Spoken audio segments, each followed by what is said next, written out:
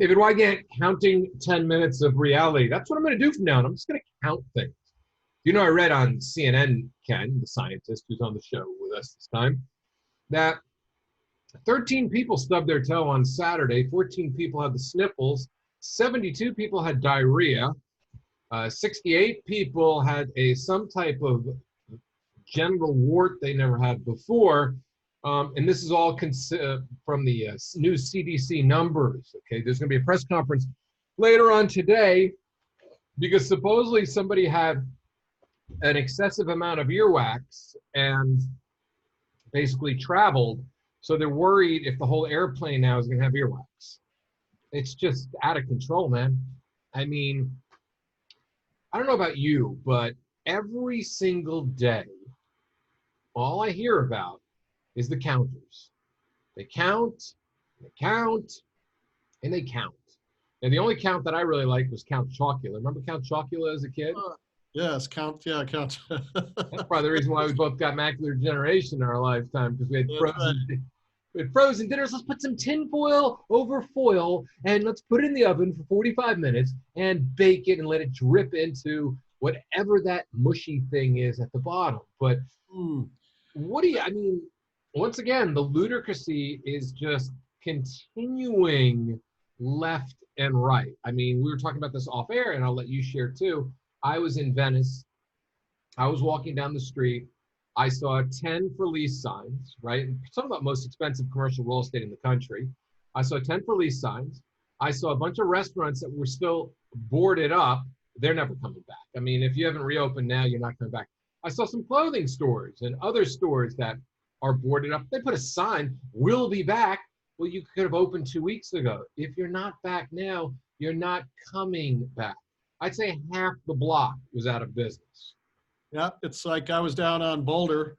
In Boulder, we have Pearl Street, which is, the main commercial district, and at least 20% of the shops were definitely closed, and probably maybe another 20% are probably there was no action at all in them, and it didn't look like there'd been for a while. So yeah, we could easily lose 50% on that thing too.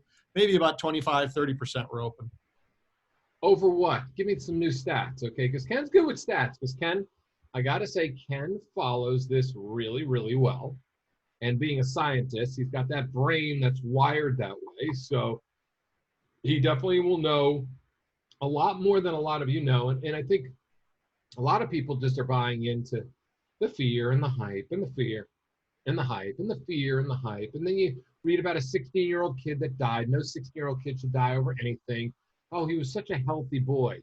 First off, there was 2 of them. He was so heavy, Secondly, he was diabetic. Third, there was some other things. Once again, no 16-year-old should die from a flu.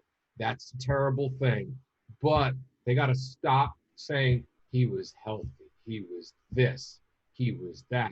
The fact of the matter is, and it's always been that way, certain people will get this and will perish. But according to what you've read now, share that, please, because it was very interesting. Oh, the Hawaiian thing, I was wandering through Rugu, and I clicked on, why don't I see the local Hawaiian news, right? Okay, I go there, and they had, in Hawaii, they've had a total of 17 deaths. There's like 3 million people in Hawaii, something like that. And they're 40% unemployment in the place.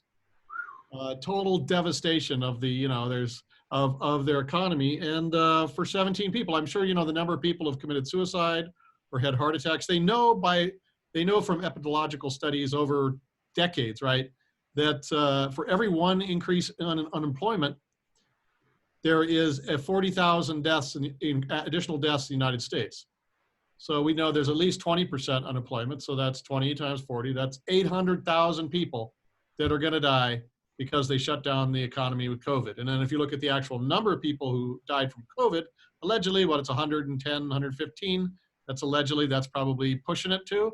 There it is. We guaranteed 800,000 dead, 100,000 dead in COVID. So, I don't know, Hawaii's smaller, but yeah, you can be sure that the actual number of deaths due to the causes of unemployment and other things, social breakdown in Hawaii, will be far greater than the COVID casualty rate. And talk about what happened compared to the swine flu of the late 50s. Oh yeah, it was I think it was called the Asian flu. 1957, and it's killed like 3 times the number of people. And they never shut down. The economy kept going, people kept doing their stuff. They didn't even have masks or anything. So it's just insane that what's happened. I mean, this is the biggest self-inflicted catastrophe, economic and social catastrophe I think I've ever seen. I mean, I'm so over it. I mean, I don't read the news because I don't want to read the news. I'm so over. I go on a hike the other day, because now you can hike. And I'm walking up a hill. And about 20 yards away, a woman is walking down. Neither of us, one of us, are wearing a mask. She sees me from 20 yards away. She puts her mask on. As she comes near me, within 10 yards, she goes so far out into the middle of the road to stay not 6 feet apart, I'd say at least 16 yards away. It would take a Tom Brady perfect spiral to hit her as she was passing by me. And she shoots me the look. And you know that look. Oh, yeah. Right? That look is a very famous look now because I refuse, even though it's a state law, I will not wear a mask out in public when I'm breathing in fresh air. I will not do it. I will wear it when I go to Whole Foods because they make you, and I'll wear it when you go to a supermarket, and I'm fine with that, right? But man, they will shoot you a look, Cat. And I'm at the point like, really? It's like, go fuck yourself. I mean, that's literally, it's like, are you kidding me? If you know anything about working out and breathing in your own dioxide, right? Isn't it your own dioxide you're breathing back in, which is like complete toxic poisons for you? Oh, yeah. And they've actually found that it increases like they did it for burqa wearing women, right? Which are kind of like a mask. And they found it significantly decreases lung capacity versus, women who didn't wear a burqa versus women that did in the same environment. So yeah, it's a definitely thing. I mean, I had the same thing that you were talking about. I was talking to a friend. He said, yeah, he's out in Fairplay, which is in Colorado. It's out in the middle of nowhere, right? He's walking along with his wife, and here come these people walking along the trail, and they both had masks on, right? They are in the middle of nowhere, right? And here they come walking down the trail with masks on. And they didn't even put them on. They were just walking around that, But I think what we're seeing too is I think we're seeing the nature of underlying fear that the population has. I think a lot of people have been living in fear their whole lives, right? And that's their state of being. That's where they live. They live in the state of fear. And now this COVID mask thing has actually allowed them to express the inner fear that they've always had carried around inside of them. And so I think we're actually seeing what's really inside these people. Before we didn't know, but now we do. They have a mask on. I'm afraid. I am a being of fear. There it is. And so, it's kind of surprising, actually. I think it's kind of like a little test or a little perception that of really the underlying nature of the society and the people we live with. Yeah, I agree. I was writing that down. Are you a being of fear, which is so, you're seeing it left and right. I mean, and it's interesting too. And you can take a look at the economic thing. And I was doing some adding the other day. So I was talking to a friend of mine, and he opened up his cryotherapy business right back, and I went back in there, and it was awesome and great. It built your immune system along with C60. Hello, C60purplepower.com. Go check it out. It's important. Right, there it is. The avocado oil is the best. When I do the coconut oil, it makes my stomach turn. Got to be careful. Got to be careful too. Got to be careful with that green screen too. Yeah, it's different. It's depending on your personal preference of oils. Yep. So I got an avocado oil, olive oil, and coconut oil, MCT coconut oil. So different people have different tastes. Tolerances. Yes. Tolerances is better because I like the taste of the coconut oil a lot. It's just my system doesn't enjoy coconut oil as much. Yes. A lot of people are known for that. It's like, you want to lose weight, drink coconut oil. Because it will definitely flush you really well. But I was starting to look at something, Ken, and I started looking at my business. And I started looking at sales. And that I had a house for sale in Colorado, right? Well, that didn't happen. Okay. So that wasn't, I'll just put it out there for all of you. That was 50 grand that I lost, right? My business easily, because hello audience, All of you have finally found the excuse not to hire a coach because it's now social distancing time. We have now practicing that. So no reason to pay for coaching. I can just sit here and live in the same fear world I lived in before, but now I don't have to pay for it, right? So I got to figure I'm down about 85 grand. Wow. Easily 85 grand, right?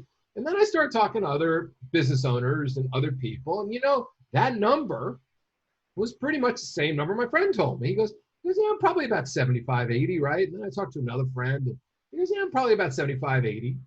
And all this, and nobody ever seems to care, but you're looking at a complete shift in the way people are economically, because somebody like me, I'm a free spender. I don't think about money, Now, all of a sudden, damn, when I started running look, I saw monthly how bad my sales were, right? But I didn't care. But then all of a sudden, when I added it together, the inner Jew inside of me, from my upbringing, my grandparents, are you kidding me? I don't want to go to a restaurant or a retail store. I don't want to give anybody the money. I got to get back that money.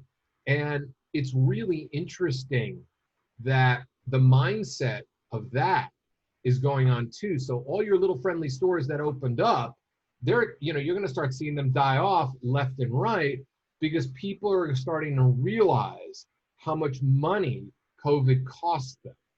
And even if they have money, they've realized COVID has cost them a lot of money. So why are they going to go and spend money? Because all we're hearing about is like a good surfing commercial from Dr. Fauci. Wave 2 is coming, wave 2. We're going to surf wave 2, So if wave 2 is coming, well, why the hell am I buying that new toaster oven that I was looking at, right?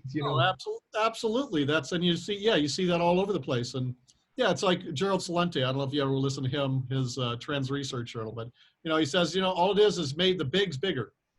And so you got bigger, and why they all Walmart and Target and all Amazon. These others, they are all essential, but the little mom and pop at the corner, no, they're not essential. The barber guy, they're not essential. They're the unessential people got wiped out. But the big giant corporate superstores, they were essential. They kept going, and the bigs got bigger and the smalls got crushed. Yeah, it's unbelievable. And and I look at it, and then I think to myself, well, what did I do during this time? Well, I know what I did during this time. I worked on my trading, and I worked on my mindset, and I meditate 2 hours a day now. It's so nice, and I realized also, well, I don't really miss talking to the people anymore with their neuroses. I thought I'm not going to coach you, but I don't really miss you that much, because you were looping so much in my ear. So it's kind of an interesting thing, because as good as I am at that, I realized that I can coach trading, because I ended up working a friend of mine's chat room one day. 4 out of my 5 picks went on to make good money that day. So I realized, you know what, I can start coaching this soon, because this is fun, because it's an opportunity, because it actually works great, because you can sit at home and make money from home, because that's obviously the place where people want to be, is at home. So maybe going out and socially meeting people might be dead, but man, I still got 24 years of coaching experience in my thing. And it doesn't matter if I coach you on meeting women or meeting men or trading stocks. So I spent a lot of time, Ken, productively getting better at my trading. Even today was a day where I woke up, 2 trades were like, stopped out, and I was down like $360. And the way I looked at it, I went back and, I made a reversal of about $550. It's like everything else was just profit. And I wasn't into it because I woke up at 3 o'clock in the morning, 10 to 3 in the morning. I woke up 10 to 3 because I ate something before bed that wasn't right, because I usually fast for a lot longer, and I had sour stomach when I woke up, and I wasn't feeling good, and I was tossing and turning. And I just realized, that it's how you come out of this. Are you beaten, or did you grow? Are you ready for a new challenge? I mean, because there's going to be so many new challenges: vacant office buildings, vacant restaurants, vacant this, vacant that. Still got to create your life. It's just you just don't know what's going to go, and also at the end of July, we're going to see that extra $600 people are getting, that's going to go away, along with, and then the mortgage thing, I think it's comes here in end of August, I think, and all those other things, it's the other shoe hasn't fallen, let alone the second wave. So yeah. What extra $600? I haven't gotten anything. What? That was for the unemployed. They had like this extra $600 a week or something or whatever it was. That I didn't qualify because my business kept going. Yeah, that they've been giving people. You know, it was like a COVID bonus, but you know that's all going to go away. I didn't And, qualify because I've got a typical corporation yeah, and exactly. right. So, you have to be a W-2 and you have to prove that you make a certain amount of money. You can't be somebody, for all of you people who sporadically worked in 2019 and you made $20,000, you're not getting an extra $600 a week. Yeah. It was for the people who had real jobs, real W-2s, right? Yeah, it was pretty much that. And they had you in the database and then they could just send you the check. And so, yeah, and it took a while for some people. Of course, some people still haven't got their unemployment, like in Jersey and other places where, they can't seem to get their bureaucracy right. So, but it's, yeah, but I mean, the second thing hasn't, I mean, this is just, it was just, I don't know what to say. It's just so, this was like the biggest, and, and what did they say? 2.5 million dead in the United States, right? That was the big thing. They were used to scare Trump and the Fauci, to do this, and bam, well, there's not 2.5 million dead. And yeah, well, there's going to be a lot, but it's going to be from the economic catastrophe brought on not by the virus, but by their conditions they set with the virus.